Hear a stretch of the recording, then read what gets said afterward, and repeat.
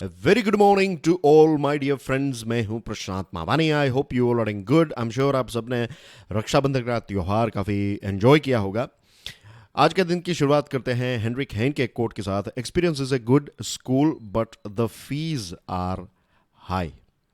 ये स्टेटमेंट बिल्कुल सच है कि एक्सपीरियंस जो है उससे अच्छा कोई टीचर नहीं है, लेकिन जो उसकी फ़ीस हमें पे करनी पड़ती है वो भी काफ़ी ज़्यादा होती है। राइट, वक्त बहुत सारे शायद पेन में से भी गुजरना पड़े, लेकिन मैं कहूँगा यहाँ पर कि अगर एक व्यक्ति अपने अनुभवों को पॉजिटिवली देखे तो उसके जो रिजल्ट्स हैं, जो आपको रिजल्ट मिलेगा इस स्कूल में से पास आउट होने का, वो भी काफ़ी हाई होगा। आज 23 अगस्त 2021 है। अगर आप यूपीएससी की प्रिपरेशन कर रहे हैं तो स्टडी आईक्यू की टीम ने मिलकर एक complete online smart course design किया है। स्मार्ट कोर्स के interesting features, subjects, demo videos, price के बारे में आप जानना चाहते हैं, कितने लेक्चर्स हैं, ये सारी इन्फॉर्मेशन आपको दो ऐसे सोर्सेज हैं जहां से मिल जाएगी। एक है हमारी वेबसाइट study.iq.com, या फिर आप गूगल प्ले स्टोर से स्टडी आई क्यू का मोबाइल ऐप भी डाउनलोड कर सकते हैं। डियर फ्रेंड्स, आज हमारे टेबल के ऊपर तीन इंपॉर्टेंट आर्टिकल्स हैं। एक जुडिशरी के साथ जुड़ा हुआ आर्टिकल है, एक हम बात करेंगे एक नया क्वाड। ये जो एक जनरली हम जो क्वाड की बात करते हुए आए हैं जिसमें चार मेंबर्स हैं, एक है इंडिया, जापान, ऑस्ट्रेलिया, यूएसए। ये इस क्वाड के साथ जुड़ी हुई बात नहीं है, ये एक नया और डेंजरस क्वाड है। चार ऐसे देश हैं जो अगर मिल गए तो भारत के लिए एक बहुत बड़ा खतरा जो है वो पैदा हो सकता है। और लास्ट में हम कोविड के बारे में बात करने वाले हैं। तो let's quickly start with the first one, breaking the lock jam, handing over the baton. The Hindu का ये आर्टिकल है। हाल ही में सुप्रीम कोर्ट ने, या फिर मैं स्पेसिफिकली कहूँ तो सुप्रीम कोर्ट के कॉलेजियम ने एक बहुत ही इंपॉर्टेंट डिसीजन लिया है, एक बहुत ही इंपॉर्टेंट एक्शन ली है। पहली बार सुप्रीम कोर्ट के इतिहास में ऐसी चीज़ हमें देखने को मिली कि सुप्रीम कोर्ट का जो कॉलेजियम है जिसके हेड होते हैं चीफ जस्टिस ऑफ इंडिया। तो चलिए सबसे पहले तो मैं कॉलेजियम के बारे में आपको एक इंपॉर्टेंट बात बता दूं। सुप्रीम कोर्ट का जो कॉलेजियम है उसमें टोटल 5 मेंबर्स होते हैं। एक होते हैं चीफ जस्टिस ऑफ इंडिया और उनके साथ होते हैं 4 सुप्रीम कोर्ट के सीनियर मोस्ट जजेस। तो टोटल हो गए 5 मेंबर्स, सीनियर मोस्ट 4 जजेस और chief justice of India. Collegium का काम क्या होता है? कॉलेजियम का काम ये होता है कि वो कौन से जजेस सुप्रीम कोर्ट में एलिवेट किए जाएंगे, हाई कोर्ट्स में से कौन से ऐसे जजेस हैं जिनको वो सुप्रीम कोर्ट में अपॉइंट करेंगे या फिर सुप्रीम कोर्ट के जज बनाए जाएंगे। तो ये नाम सिलेक्ट करने का या फिर रेकमेंड करने का काम जो है वो ये कॉलेजियम करता है। तो पहली बार सुप्रीम कोर्ट के इतिहास में, भारत के इतिहास में ऐसा हमें देखने को मिल रहा है कि एक साथ 9 ऐसे नाम जो हैं उनको सिलेक्ट किया गया है। और ये नाम जो हैं वो फिर किनको दिए जाते हैं? गवर्नमेंट ऑफ इंडिया को दिए जाते हैं। और फिर गवर्नमेंट ऑफ इंडिया जो है वो आईबी का रिपोर्ट और ये सारी चीज़ें जो हैं वो ऐड करके सुप्रीम कोर्ट को भेजता है। इसमें यह भी पॉसिबिलिटी हो सकती है कि गवर्नमेंट ऐसा कहे कि ये नाम जो हैं वो बराबर नहीं है, या तो सारे नाम या फिर जो 9 नाम है उसमें से कोई एक, दो, या फिर डिपेंडिंग 3, 4, 5, 6, 7, 8, या फिर कंप्लीटली 9 नाम। तो अगर गवर्नमेंट मना करती है तो फिर क्या होता है? तो फिर अगर कॉलेजियम ये सोचती है कि भाई गवर्नमेंट ने जो कहा है वो ठीक नहीं है, तो फिर से ये नाम जो है वो सेंट्रल गवर्नमेंट को दिए जाते हैं। और उसके बाद गवर्नमेंट जो है वो मना नहीं कर सकती, उनको हाँ कह के ही वो नाम सुप्रीम कोर्ट को भेजने पड़ते हैं। अब ये 9 वैकेंसीज जो हैं वो फिलअप की जाएगी तो सिर्फ एक ही वैकेंसी बाकी रहेगी। आपके लिए एक प्रश्न है कि बताइए सुप्रीम कोर्ट की करंट टोटल स्ट्रेंथ जो है वो कितनी हो सकती है? मैक्सिमम कितने सुप्रीम कोर्ट के जजेस होते हैं? और जो भी एक आंकड़ा है, मैं वो आंकड़ा आपको बता नहीं रहा हूँ, मैं चाहता हूँ कि आप इस आंकड़े के बारे में खुद रिसर्च करें। तो जो भी एक आंकड़ा है, ये 9 अपॉइंटमेंट से सारे के सारे जो मीन्स जितनी भी वैकेंसीज हैं फिलहाल या फिर जो भी स्ट्रेंथ है तो वो फिलअप हो जाएगी। सिर्फ एक ही जगह बाकी रहेगी, सिर्फ एक ही वैकेंसी रहेगी। अगर ये 9 के 9 नाम जो हैं उनको सुप्रीम कोर्ट में अपॉइंटमेंट मिलती है तो एक ही वैकेंसी बाकी रहेगी। तो जब सुप्रीम कोर्ट की वैकेंसी फिलअप हो जाएगी तो ऑफ कोर्स इसके इम्पैक्ट जो हैं वो पेंडिंग केसेस के ऊपर भी हमें देखने को मिलेगी। सुप्रीम कोर्ट का जो ज़्यादा काम है वो डिवाइड हो जाएगा, डिस्ट्रीब्यूट हो जाएगा, तो ज़्यादा केसेस जो हैं उनको सुप्रीम कोर्ट डील कर पाएगी, जो पूरी ओवरऑल जस्टिस डिलीवरी सिस्टम के लिए एक अच्छी बात होगी। अब ये वैकेंसी वाला जो इश्यू है ये एक बहुत ही बड़ा इश्यू है और एक लंबे समय से हम इसके बारे में जब मैं ये कहता हूँ हम तो सिर्फ इस सीरीज़ में नहीं लेकिन ओवरऑल अगर आप देखें तो मीडिया में सुप्रीम कोर्ट के अलग अलग जजेस ने भी इसके बारे में बातें बताई हैं कि ये वैकेंसी जो है ये एक बहुत बड़ा इश्यू है, एक बहुत बड़ी हर्डल है। हमारे देश में 3 करोड़ से भी ज़्यादा केसेस जो हैं वो पेंडिंग है अलग अलग लेवल के ऊपर। सबसे ज़्यादा केसेस जो हैं वो आपको लोअर कोर्ट्स में देखने को मिलेंगे, उसके बाद हायर कोर्ट्स में मीन्स हाई कोर्ट्स में, और फिर सुप्रीम कोर्ट में भी बहुत सारे केसेस जो हैं वो पेंडिंग हैं। 2016 का इंसिडेंट मुझे आज भी याद है कि जब उस वक्त जो हमारे चीफ जस्टिस ऑफ इंडिया थे टी.एस. ठाकुर साहब, वो एक सेमिनार था, एक मीटिंग थी, उसको एड्रेस करते हुए उनकी आंखों में से लिटरली आंसू निकलने लगे। He started crying. ये पहली बार ऐसा देखने को मिला कि chief justice of India was crying, और वो इसलिए रो रहे थे क्योंकि वो बहुत ही हेल्पलेस फील कर रहे थे कि इतनी सारी वैकेंसीज हैं और हम वैकेंसीज को फिलअप करने की कोशिश कर रहे हैं, लेकिन उस समय पर गवर्नमेंट वर्सेस जुडिशरी जैसी सिचुएशन देखने को मिल रही थी। और बेसिकली सीजेआई, उस टाइम के जो सीजेआई थे टी.एस. ठाकुर साहब, उनका कहना यह था कि हम पूरी कोशिश कर रहे हैं लेकिन गवर्नमेंट जो है वो फाइल्स को आगे नहीं बढ़ा रही है। It is almost a truism that the selection of judges for appointment to the higher courts, particularly the top court, is a complex exercise. एक बहुत ही कॉम्प्लेक्स एक्सरसाइज होती है। इतना इजी नहीं होता है कि आप इतनी सारी हाई कोर्ट्स के जजेस में से कुछ जजेस को सिलेक्ट करके सुप्रीम कोर्ट तक पहुंचाते हैं। तो it's a very complex exercise. आपको बहुत सारी स्टडीज़ करनी पड़ती हैं, पता होना चाहिए कि एग्जैक्टली ये जो व्यक्ति हैं सुप्रीम कोर्ट तक उसको अगर एलिवेट किया जाता है तो उस व्यक्ति के अंदर वो खासियत होनी चाहिए कि वो सुप्रीम कोर्ट के जज बनने के लायक हों, राइट। और इसी के साथ साथ जो प्रोसेस हैं वो प्रोसेस जितनी हो सके उतनी ट्रांसपेरेंट होनी चाहिए, और जो सही व्यक्ति हैं, सूटेबल व्यक्ति का एलिवेशन होना चाहिए। और जब आप नाम सिलेक्ट करते हैं तो जो वकील हैं या फिर जो बार एसोसिएशन हैं, इन जनरल जो पब्लिक हैं, और इसी के साथ ग्लोबल नज़र भी रहती है हमारे ऊपर, तो हर एक जो स्टेक होल्डर्स हैं उनको ये लगना चाहिए कि ये सिलेक्शन जो है ये प्रॉपर हुआ है। तो यू कैन अंडरस्टैंड कि इतने सारे वॉच डॉग्स हैं, इतने सारे लोग जो हैं वो आपके ऊपर नज़र रखे हुए हैं, तो you have to perform properly, वरना फिर कंट्रोवर्सीज जो है वो पैदा हो सकती है। और सबसे इंपॉर्टेंट चीज़ ये है कि जस्टिस डिलीवरी सिस्टम जो है वो ख़राब हो सकती है। आर्टिकल 142 सब आर्टिकल 1 जो है वो ये कहता है कि सुप्रीम कोर्ट जिस किसी मैटर के ऊपर काम करे तो उसमें एक कॉन्सेप्ट दिया गया है कंप्लीट जस्टिस का। तो सिर्फ ऐसा नहीं है कि जो केसेस सुप्रीम कोर्ट के पास आते हैं तो उन्हीं केसेस के ऊपर कंप्लीट जस्टिस या फिर एक संपूर्ण न्याय आपको डिलीवर करना है। सुप्रीम कोर्ट जो भी करे उसमें ये एक चीज़, ये कॉन्सेप्ट जो है वो रिफ्लेक्ट होना चाहिए कंप्लीट जस्टिस का। तो जब आप किसी व्यक्ति को सिलेक्ट करते हैं या फिर अपॉइंट करते हैं या फिर उनका नाम रेकमेंड करते हैं तो उसमें भी ये चीज़ जो है वो हाईलाइट होनी चाहिए। उस व्यक्ति के अंदर ये एबिलिटी भी होनी चाहिए कि वो कंप्लीट जस्टिस डिलीवर कर पाए। और मेरिट जो है that is the most important ability, कि उस व्यक्ति के अंदर वो क्षमता हो कि वो कंप्लीट जस्टिस डिलीवर कर पाए।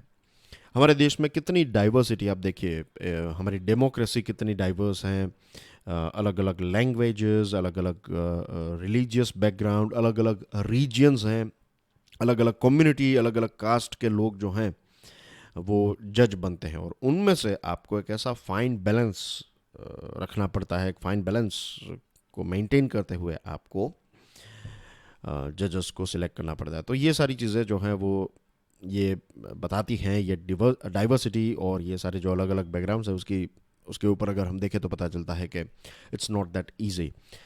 भारत शायद अकेला ऐसा एक देश है कि जिसमें यह सिस्टम है कि जजेस जो हैं वो जजेस को सिलेक्ट करते हैं। दूसरे देशों में ऐसा होता है, फॉर एग्जांपल यूएस है तो प्रेसिडेंट जो है वो सुप्रीम कोर्ट या फिर वहाँ की जो फेडरल कोर्ट है उनके जजेस को अपॉइंट करते हैं और सिलेक्ट भी वही करते हैं, गवर्नमेंट की एक टीम करती है। हमारे देश में जैसे मैंने आपको समझाया कि कॉलेजियम जो हैं वो नाम को अपॉइंटमेंट्स वो नाम को सिलेक्ट करते हैं, वो गवर्नमेंट को देते हैं और फिर गवर्नमेंट हाँ कहे ना कहे, लेकिन फाइनल से जो है वो तो कॉलेजियम का ही है। तो बेसिकली सुप्रीम कोर्ट ही या फिर जजेस जो हैं वही जजेस को अपॉइंट करते हैं।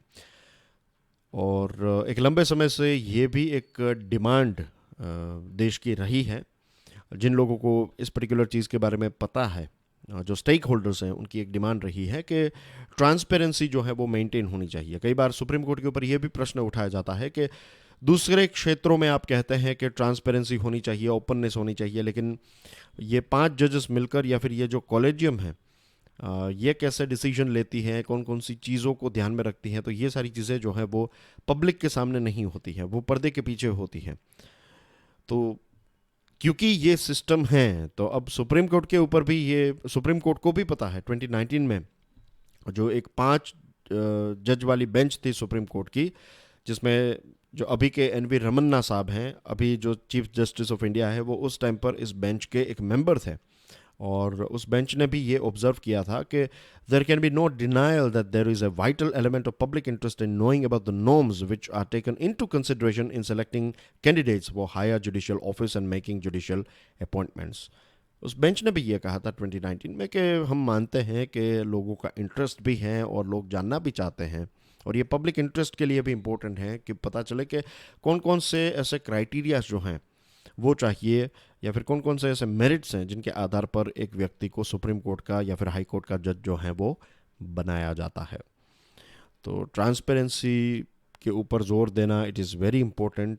लेट्स होप कि फ्यूचर में और ज़्यादा डिटेल्स जो है वो लोगों के सामने आएगी कि कैसे जो भी नाम सेलेक्ट किए जाते हैं तो क्यों किए गए, क्या क्या मेरिट्स थे, क्या क्या जो एक लिस्ट है, तो वो सारा लिस्ट जो है वो हमारे सामने आया। लेट्स होप के इसके ऊपर भी सुप्रीम कोर्ट जो है वो कुछ काम करेगी। तो मैं बात कर रहा था आपको डाइवर्सिटी के बारे में। तो अलग अलग डाइवर्सिटी की वजह से चैलेंजेस भी काफ़ी बढ़ जाते हैं, लेकिन we have to appreciate the fact कि ये जो 9 नाम दिए गए हैं उनमें से 3 महिला जजेस भी हैं, और ये कहते हैं कि 2027 तक इनमें से एक महिला जज जो है वो हमारे देश में पहली बार ऐसा हो गया कि वो चीफ जस्टिस ऑफ इंडिया भी बन सकते हैं।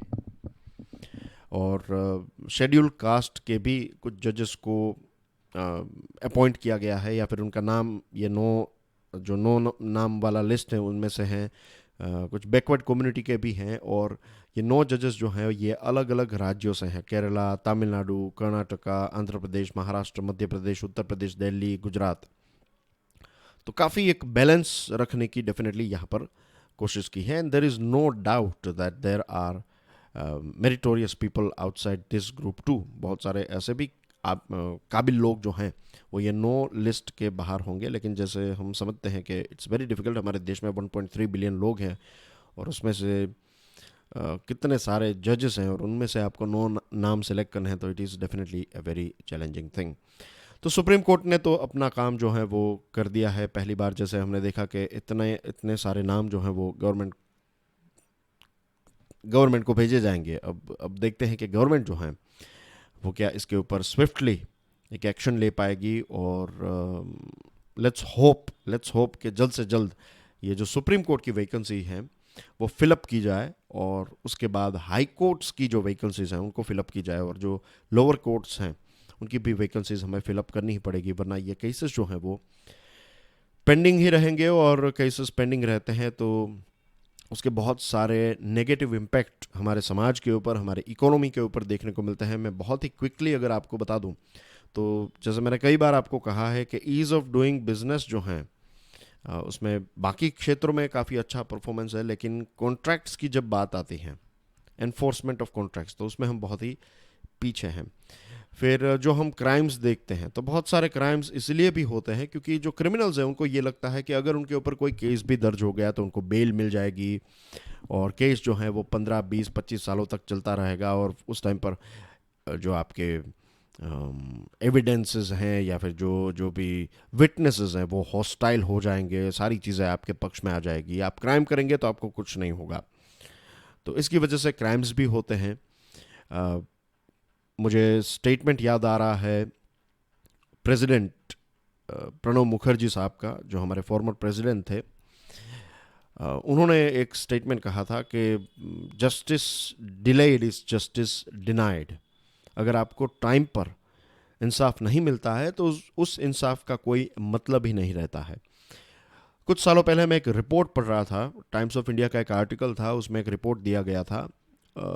तो बहुत साल हो गए, 3 4 साल हो गए, लेकिन अब अभी मैं जब आपसे बात कर रहा हूँ तो ये चीज़ मेरे दिमाग में आ रही है कि एक रिसर्च के मुताबिक ये भी है कि अगर कोई टीनेजर है उसके साथ सेक्सुअल उनका हैरेसमेंट होता है या फिर उनको सेक्सुअली अब्यूज़ किया जाता है और फिर जब वो केस फाइल होता है तो वो टीनेजर जब सीनियर सिटीज़न बन जाएगी तब उनको न्याय मिलता है। ये एक एवरेज है कि इतने सालों तक केस चलते हैं, तो 30 40 ईयर्स तक इस प्रकार के केसेस चलते हैं। तो हर एक एंगल से हम देखें तो ये पेंडिंग केसेस जो हैं वो हमारे देश के लिए, हमारे समाज के लिए, हमारी इकोनॉमी के लिए, सारी चीज़ों के लिए एक बहुत बड़ी हर्डल है, एक बहुत बड़ी बाधा है। और उसका एक सॉल्यूशन यही है कि उसमें बहुत सारे सॉल्यूशंस हैं, उसमें से एक सॉल्यूशन डेफिनेटली ये वैकेंसीज को फिलअप करना है। डियर फ्रेंड्स, आज के लेक्चर की पीडीएफ को डाउनलोड करना चाहते हैं then check out my Telegram channel and you can follow me on Facebook as well. अब बात करते हैं टाइम्स ऑफ इंडिया के एक बहुत ही इंपॉर्टेंट आर्टिकल की, new dangerous quad around India. एक नया क्वाड जो है उसका जन्म हमारे देश के पड़ोस में हो सकता है और वो भारत के लिए बहुत ही डेंजरस साबित हो सकता है। एज वी ऑल नो कि अफगानिस्तान अब कंप्लीटली या फिर पार्शियली आप कह सकते हैं, कुछ ऐसे क्षेत्र हैं जो तालिबान के कंट्रोल में नहीं है, खास करके कुछ नॉर्दर्न ऐसे डिस्ट्रिक्ट्स हैं उनके, लेकिन ज़्यादातर अफगानिस्तान जो है वो तालिबान में कंट्रोल में आ चुका है। हाल ही में चाइना के एक स्पोक्स वुमन हुआ शुनियांग, जो चाइनीज़ फॉरेन मिनिस्ट्री के स्पोक्स पर्सन हैं, तो उन्होंने ये कहा कि Taliban have repeatedly expressed their hope to develop good relations with China and we welcome this. कि तालिबान ने ये कहा है कि वो चाइना के साथ अच्छे रिलेशनशिप डेवलप करना चाहता है और चाइना इस बात को वेलकम करता है, चाइना इस बात को स्वीकारता है और मानता है कि हम भी उनके साथ अच्छे रिलेशनशिप डेवलप करना चाहते हैं। पाकिस्तान के प्राइम मिनिस्टर इमरान खान साहब ने 16 अगस्त को नेशनल टीवी के ऊपर यह कहा कि they have broken the chains of mental slavery in Afghanistan. Taliban ने जो एक मानसिक गुलामी थी अफगानिस्तान में, उस मानसिक गुलामी की जो चेन्स थी उसको तोड़ा है। यानी कि यूएसए और जो दूसरे देश यहाँ पर आ गए थे और एक प्रकार से और उनके द्वारा सरकार चलाई जा रही थी और वो सरकार की जो एक लोगों को स्लेव बनाकर रखने की जो एक टेंडेंसी थी, उस सारी चीज़ों को तालिबान ने तोड़ा है, ऐसा प्राइम मिनिस्टर इमरान खान का कहना है। ईरान ने एक लंबे समय से तालिबान के साथ रिलेशनशिप को मेंटेन किया है और ईरान ने उसी वक्त एक तरफ तालिबान के साथ और दूसरी तरफ वहाँ की जो सरकार थी, दोनों के साथ ईरान ने रिलेशनशिप को मेंटेन किया है। अब सरकार तो नहीं रही लेकिन तालिबान के साथ तो रिलेशन ईरान के हैं। हाल ही में ये तालिबान टेक ओवर के ऊपर रिएक्ट करते हुए उनके जो न्यूली इलेक्टेड प्रेसिडेंट इब्राहिम रेज़ी हैं, उन्होंने ये कहा कि अफ़गानिस्तान में जो हुआ ये क्लियरली यूएसए की एक बड़ी हार है। और उन्होंने ये कहा है अपने स्टेटमेंट में कि अफ़गानिस्तान के सभी ग्रुप्स को मिलकर ये कोशिश करनी चाहिए कि अफ़गानिस्तान में एक नेशनल यूनिटी आए और जो नेबरिंग देश हैं, इसमें पाकिस्तान आ गया, इसमें आपका ईरान आ गया, तो ये सारे देश जो हैं वो एक भाईचारा डेवलप करें, नेबरिंग एंड ब्रदरली यूनिटी होनी चाहिए और सभी देश जो हैं वो मिलजुल कर एक दूसरे की मदद करें और एक दूसरे का साथ दें। एज वी ऑल नो कि ईरान और यूएसए जो हैं वो आर्च राइवल्स हैं, जानी दुश्मन है एक दूसरे के। और यूएसए की हार जो है वो ईरान डेफिनेटली सेलिब्रेट कर रहा है। रशिया रशिया मुझे बहुत ही एक अजीब सी बात है कि इट वाज इन 89 1989 की बात है। 1989 में जब तालिबान ने, अभी जो तालिबान कर रहा है वही चीज़ जो तालिबान ने उस टाइम पर की, तो उस टाइम पर रशिया की एम्बेसी जो है वो ख़तरे में थी। रशिया अपनी एम्बेसी और अपने लोगों को वहाँ से, एम्बेसी में काम करने वाले लोग, एम्बेसडर्स को सभी जगह रेस्क्यू करके वो वहाँ से चला गया। और उस टाइम पर तालिबान के जो लोग हैं वो यूएसए की एम्बेसी को सिक्योरिटी प्रोवाइड कर रहे थे। आज तालिबान के लोग रशिया की एम्बेसी को सिक्योरिटी प्रोवाइड कर रहे हैं। रशिया ने अपनी एम्बेसी जो है उसको फंक्शनल रखा है काबुल में, और यूएसए ने अपनी एम्बेसीज और सारी चीज़ों को बंद करके वहाँ से निकल रहा है। तो इट्स वेरी स्ट्रेंज थिंग कि आज से लगभग 30 साल पहले वहाँ पर कुछ और चल रहा था, मीन्स रशिया के खिलाफ था तालिबान। आज रशिया जो है वो अपनी एम्बेसी अपनी अपनी एम्बेसी चला रहा है, एंड बेसिकली रशिया जो है वो तालिबान के साथ गुड कॉन्टेक्ट्स मेंटेन कर रहा है।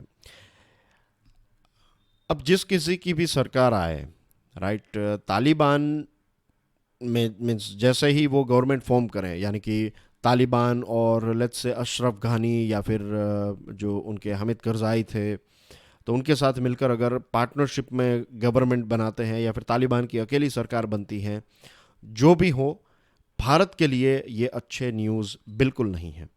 क्योंकि एक तरफ पाकिस्तान है, एक तरफ चाइना हमारा दुश्मन है, राइट, और ईरान के बारे में फ़िलहाल कोई भी हम गारंटी नहीं ले सकते।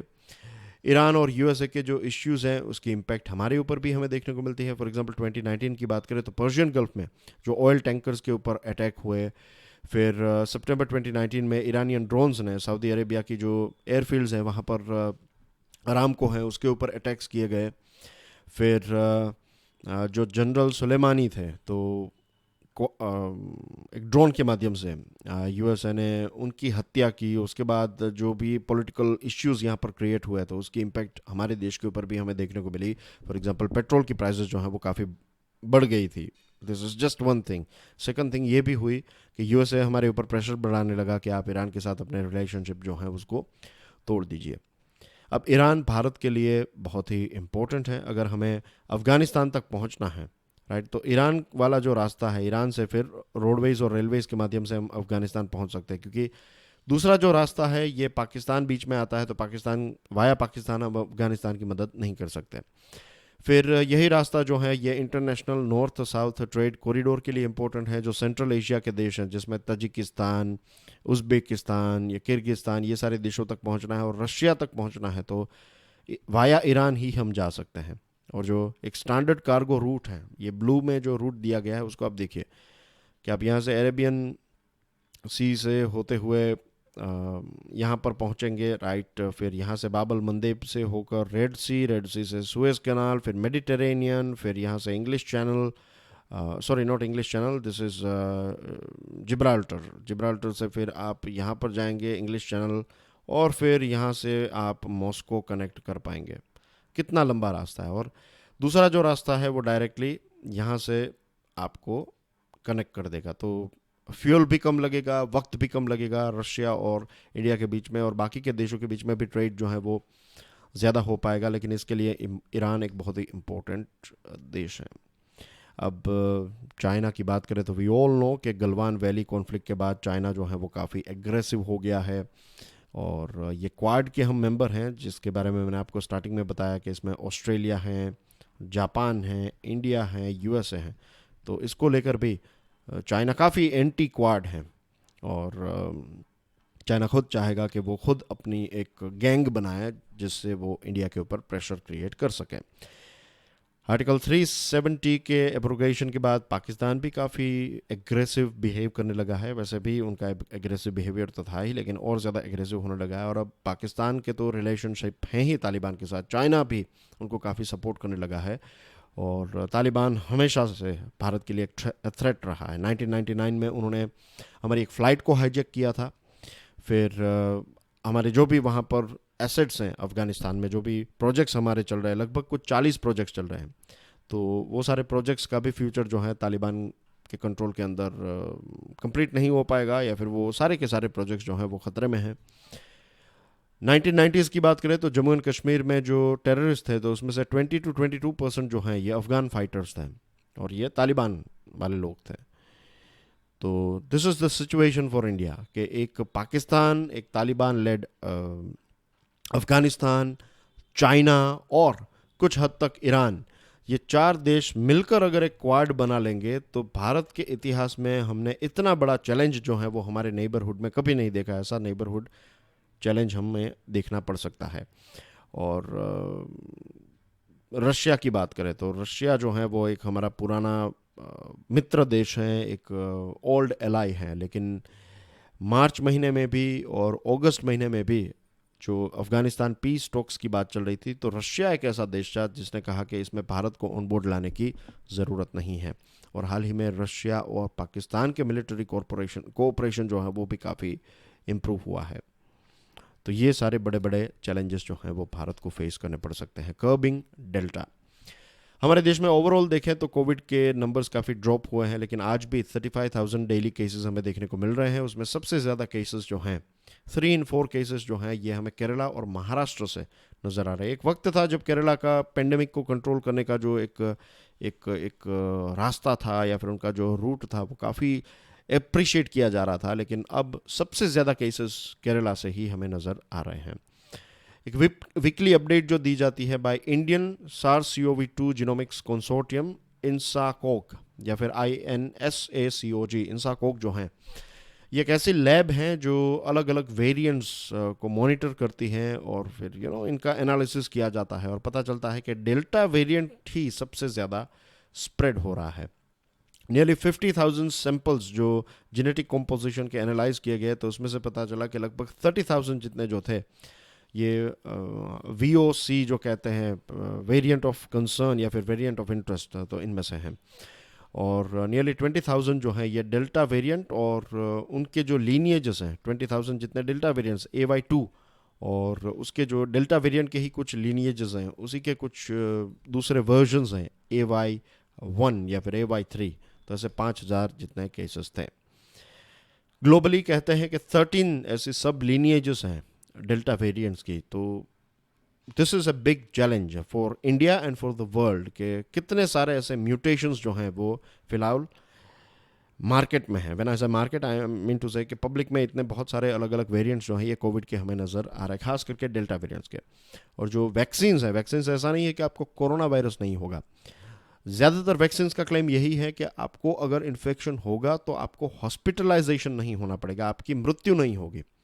ज़्यादातर केसेस में, मैक्सिमम केसेस में यही होगा कि आपको एक बुखार आएगा और आप फिर अपने आप ठीक हो जाएंगे या फिर थोड़ी बहुत दवाई लेकर आप ठीक हो जाएंगे। लेकिन जो सेकंड वेव के टाइम पर, फर्स्ट वेव के टाइम पर जो मृत्यु हो रही थी ये चीज़ें जो है वो नहीं होगी बिकॉज ऑफ वैक्सीन, ऐसा साइंटिस्ट का क्लेम है। लेकिन of course I strongly believe, मैंने भी 2 डोजेस ले लिए हैं तो I will recommend all of you कि आप कोविड के डोजेस जो हैं वो ले लें। लेकिन ऐसा नहीं है कि आपने कोविड के डोजेस ले लिया तो फिर आप कोरोना वार्ड में without mask, without PPE kit यहाँ वहाँ घूम सकते हैं। नो, आप फिर भी खतरे में, क्योंकि नए नए वर्जन्स जो हैं वो हमें देखने को मिल रहे हैं। अब जो जाइडस कैडिला नाम की कंपनी है उनकी एक नई वैक्सीन ZyCoV-D और इसको गवर्नमेंट का DCGI का अप्रूवल मिल चुका है और 12 साल या फिर उससे ज़्यादा की उम्र के सभी लोगों को ये वैक्सीन जो है वो दी जा सकती है। इसकी एफिकेसी कुछ 66% है, तो कंपेयर टू दूसरी वैक्सीन इसकी एफिकेसी थोड़ी कम है। फेज़ 3 के रिजल्ट्स अभी पब्लिश नहीं किए हैं, तो जब तक ये नहीं होंगे तब तक एक अनसर्टेनिटी भी इसको लेकर तो देखने को मिलेगी ही। But what we can do best is के वैक्सीनेशन का जो एक्सपांशन है वो हम ज़्यादा से ज़्यादा करें और नए नए वर्जन्स को आइडेंटिफाई करें और मास्क पहने, सोशल डिस्टेंसिंग, ये सारी चीज़ें हमें आज भी करनी पड़ेगी, तभी जाकर हम ये नंबर्स को शायद और ज़्यादा रोक पाएँ। न्यूज़ की बात करें तो गवर्नमेंट ने यह कहा है कि government is committed to safe evacuation of Indian national stranded in Afghanistan. Indian air force का एक स्पेशल रिपाट्रिएशन फ़्लाइट जो है वो 168 लोगों को वापस लेकर आई है। 7 लोगों की मृत्यु हो गई इंटरनेशनल एयरपोर्ट जो काबुल में है, क्योंकि वो अफ़गानिस्तान को छोड़कर जाने की कोशिश कर रहे थे। हमारे देश में 58.14 करोड़ कोविड के डोजेस जो हैं वो एडमिनिस्टर किए गए हैं। यूएसए कॉमर्शियल एयरलाइंस का इस्तेमाल करेगी अफगानिस्तान में से लोगों को इवैक्यूएट करने में। I and B minister Anurag Thakur to launch iconic week as a part of Azadi ka Amrit Mahotsav from 23rd to 29th August. President, Vice President, Prime Minister, several leaders express grief over demise of Kalyan Singh ji. Kalyan Singh ji का निधन हो गया है। Finance ministry summons Infosys CEO सलील पारिख सलील Parikh tomorrow over persistent glitches इन income tax e filing portal. एक लंबे समय से ये जो इनकम टैक्स की जो पोर्टल है, उनकी वेबसाइट है, उसमें एक प्रॉब्लम्स देखने को मिल रहा है। मेरा एक फ्रेंड है सीए, उनके साथ मैं बात कर रहा था, तो ही टोल्ड मी कि उनका मीन्स पूरे देश के जब सभी सीएज और अकाउंट्स के साथ जुड़े हुए जो लोग हैं, तो उनका काम नहीं कर पा रहे हैं वो, क्योंकि आप टैक्स फाइल ही नहीं कर सकते, क्योंकि सरकार की वेबसाइट ही नहीं चल रही है। और ये इन्फोसिस ने बनाई है और अब फाइनेंस मिनिस्ट्री ने उनको समन किया। अब देखते हैं आगे इसमें क्या होता है। Defence minister Rajnath Singh to felicitate Olympians from services at army sports institute in Pune. Prime minister साहब मन की बात प्रोग्राम के माध्यम से लोगों को एड्रेस करेंगे 29 अगस्त को। क्राउड को कंट्रोल करने के लिए तालिबान ने एयर फायर किया। बीएसएफ ने एक पाकिस्तानी नेशनल जो गलती से हमारे देश में आ गया था, तो पाकिस्तानी रेंजर्स को हैंड ओवर किया है। और ऑस्ट्रेलिया के प्राइम मिनिस्टर ने लॉकडाउन स्ट्रेटेजी को डिफेंड किया, कहा है कि फ़िलहाल यही एक बेस्ट तरीका है जब तक ज़्यादा से ज़्यादा लोगों को वैक्सीनेशन ना मिल जाए। और बांग्लादेश की बात करें तो बांग्लादेश के डेली कोविड डेथ्स जो हैं ये 200 से कम हुए हैं। और ये अच्छी खबर आ रही है, क्योंकि बांग्लादेश में जब हमारे देश में सेकेंड वेव नियरली ख़त्म हो गई थी, तो बांग्लादेश में उस टाइम पर बहुत ज़्यादा केसेस जो हैं वो हर रोज़ देखने को मिल रहे थे। लास्ट सैटरडे जो मैंने आपको प्रश्न पूछा था, उसका आंसर है United Nations conference of parties. और आज का एक नया प्रश्न आपकी स्क्रीन के ऊपर है। ऑफ कोर्स आप सभी को पार्ट लेना है, आप सभी को इसका आंसर देने की कोशिश करनी है, चाहे आप प्रिपरेशन कर रहे हो या फिर जस्ट जनरल नॉलेज के लिए या फिर क्यूरियोसिटी से आप इस वीडियो को देखते हैं। It's fine, but I want you guys, all viewers, जो सिंसियर व्यूअर्स हैं, I want all of you to take part in this quiz and post your answer in the comment section.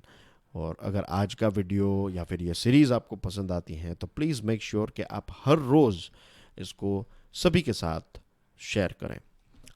Thank you very much, God bless you all. कल मिलेंगे, तब तक के लिए जय हिंद।